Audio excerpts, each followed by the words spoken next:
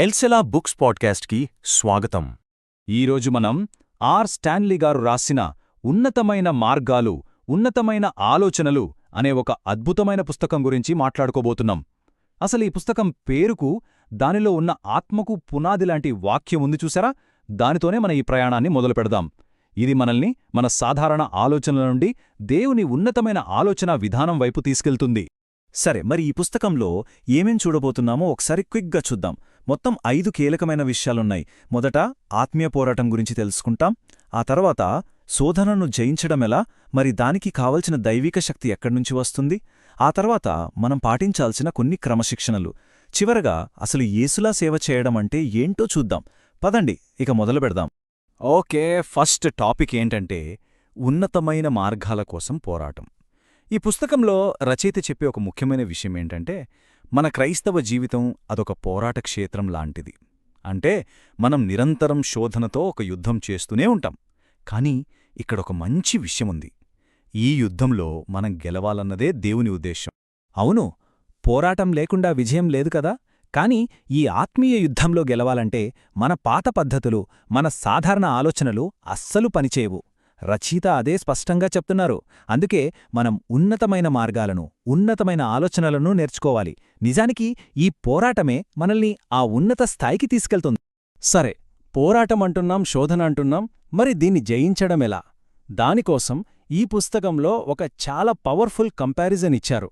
దాని నుండి మనం కొన్ని చాలా ముఖ్యమైన పాఠాలు నేర్చుకోవచ్చు. ఇక్కడ చూడండి, 2 కంప్లీట్గా ఆపోజిట్ సీన్స్ కనిపిస్తున్నాయి కదా. ఒకవైపు ఆదాము అంత సమృద్ధిగా ఉన్న తోటలో ఉన్నాడు, తోడుగా భార్య ఉంది, అయినా మొదటి శోధనకే పడిపోయాడు. ఇక మరోవైపు యేసు, ఏమీ లేని అరణ్యం, ఒంటరిగా ఉన్నారు, కాని వరుసగా వచ్చిన శోధనలన్నిటినీ జయించారు. సో దీన్ని బట్టి రచయిత మనకు ఏం చెప్పాలనుకుంటున్నారంటే, మన గెలుపోటములు మన పరిస్థితుల మీద ఆధారపడి ఉండవు, అస్సలు ఉండవు. అందుకే ఫస్ట్ లెసన్ చాలా క్లియర్. అదేంటంటే, పరిస్థితులను బ్లేమ్ చెయ్యొద్దు. పచ్చని తోటలో ఉన్నా, ఎండిపోయిన ఎడారిలో ఉన్నా, డబ్బులున్నా లేకపోయినా విజయం సాధ్యమే. మన విజయం మన చుట్టూ ఉన్న వాటిపై కాదు, మనలో ఉన్న దేవుని శక్తిపైన, మనం తీసుకునే నిర్ణయంపైన ఆధారపడి ఉంటుంది. రైట్. ఇక రెండో పాఠమేంటి చూడండి. యేసు ఒంటరిగా ఉన్నారు, అయినా గెలిచారు. ఆదాముకు తోడుంది, అయినా ఓడిపోయాడు. అంటే సహవాసం లేదని సాకులు చెప్పకూడదు. సహవాసం అనేది గొప్ప ఆశీర్వాదమే, కాదనట్లేదు. కాని చివరికి మన ఆత్మీయ పోరాటం మనమే చెయ్యాలి. ఆ వ్యక్తిగత బాధ్యత మనపైనే ఉంటుంది. ఇక మూడోది, ఇది చాలా చాలా ఇంపార్టెంట్. అదేంటంటే, ఇతరులను నిందించవద్దు. ఆదామేం చేశాడు? హవ్వను బ్లేమ్ చేశాడు. కాని యేసు ఏం చేశారు? తన క్లోజెస్ట్ ఫ్రెండ్ పేతురు ద్వారా శోధన వచ్చినప్పుడు కూడా దాన్ని వెంటనే గుర్తించి గద్దించారు. అంటే శోధన ఎవరి నుండి వచ్చినా, ఎక్కడ నుండి వచ్చినా దాన్ని మనం ఎదిరించాల్సిందే. ఇదంతా బానే ఉంది, కాని మన సొంత శక్తితో శోధనలు జయించడం చాలా కష్టం కదా, కొన్నిసార్లు అసాధ్యం కూడా. అందుకే మనకు దేవుని నుండి ఒక స్పెషల్ పవర్, ఒక అసాధారణమైన శక్తి కావాలి. ఈ పుస్తకం ఆ శక్తిని పునరుజ్జీవనం లేదా రివైవల్ అని పిలుస్తుంది. అయితే ఈ పునరుజ్జీవనం అంటే ఏంటసలు? కొంతమంది అనుకున్నట్టు ఇది కేవలం ఒక ఎమోషనల్ మీటింగా, లేక అంతకన్నా లోతైన అర్థం ఏమైనా ఉందా? ఈ పుస్తకం దీనికిచ్చే డెఫినిషన్ ఏంటో చూద్దాం. చూడండి, రివైవల్ అంటే దేవుడు పంపేది పరలోకం నుండి వచ్చే ఒక మేల్కొల్పు.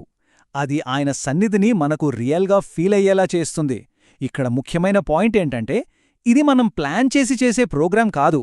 ఇది దేవుడు మన ప్లాన్స్ని ఆపి తను జోక్యం చేసుకునే ఒక దైవిక అంతరాయం, ఒక డివైన్ ఇంటరప్షన్.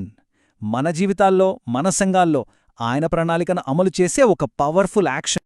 మరి ఒక నిజమైన రివైవల్ వస్తే ఏమవుతుంది? దాని ఫలితాలు అద్భుతంగా ఉంటాయి. దేవుని ప్రజల్లో ఆనందం, ఆరాధన మళ్లీ చిగురిస్తుంది. సువార్త ఒక పేలుడ్లాగా వ్యాపిస్తుంది. సంఘం మెచ్యూరిటీ లెవెల్కి వెళ్తుంది. పూర్తిగా దేవునికి సరెండర్ అవుతుంది.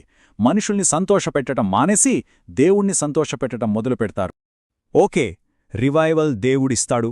మరి ఈ ఉన్నతమైన జీవితం జీవించడానికి, ఆ శక్తిని మనం అనుభవించడానికి మన వంతుగా మనం చెయ్యాల్సింది ఏమైనా ఉందా? ఖచ్చితంగా ఉంది.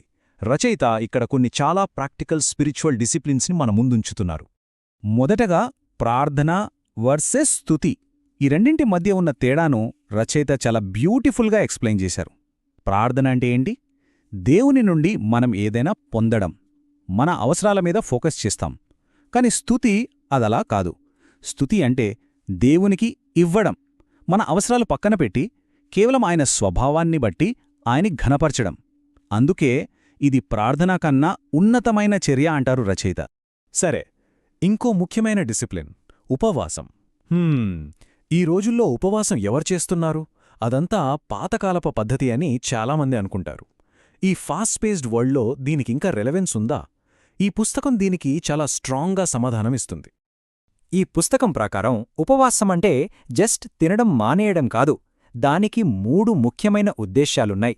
1, ఇది పశ్చాత్తాపానికి ఒక సాధనం, దేవుని ముందు మనల్ని మనం తగ్గించుకోవడానికి హెల్ప్ చేస్తుంది. 2, ఇది పరిచర్యకు ఒక ప్రిపరేషన్, దేవుని స్వరం క్లియర్గా వినడానికి మన ఆత్మీయ ఇంద్రియాలను షార్ప్ చేస్తుంది. 3, ఇది మన ప్రార్థనా శక్తిని పెంచుతుంది, శత్రువు మన జీవితాల్లోకి రాకుండా ఆపడానికి కావలసిన పవర్ని ఇస్తుంది. రైట్, ఇక మనం ఈ పుస్తకంలో ఫైనల్ మోస్ట్ ఇంపార్టెంట్ సెక్షన్కి వచ్చేసాం. అదేంటంటే సేవ.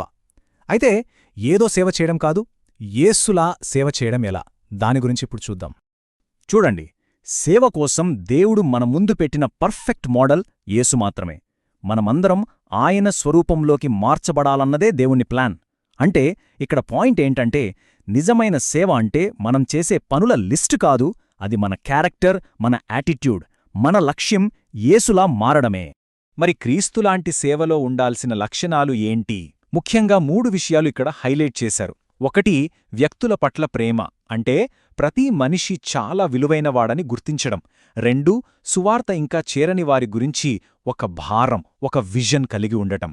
ఇక 3, త్యాగస్ఫూర్తి, ఎందుకంటే ఏమీ ఖర్చు పెట్టని పరిచర్య వల్ల ఏ ప్రయోజనం ఉండదని అర్థం చేసుకోవడం. ఇవే మనం నేర్చుకోవలసిన ఉన్నతమైన మార్గాలు.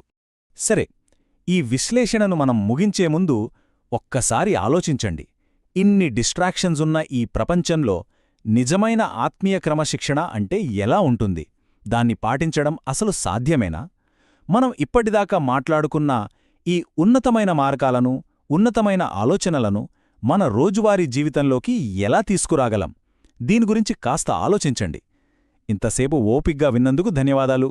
మరిన్ని ఇలాంటి విశ్లేషణల కోసం మా ఛానల్కు తప్పకుండా సబ్స్క్రైబ్ చేసుకోండి. అలాగే ఈ అద్భుతమైన పుస్తకాన్ని సంపాదించి చదవడానికి ప్రయత్నించండి. దీవించబడతారు.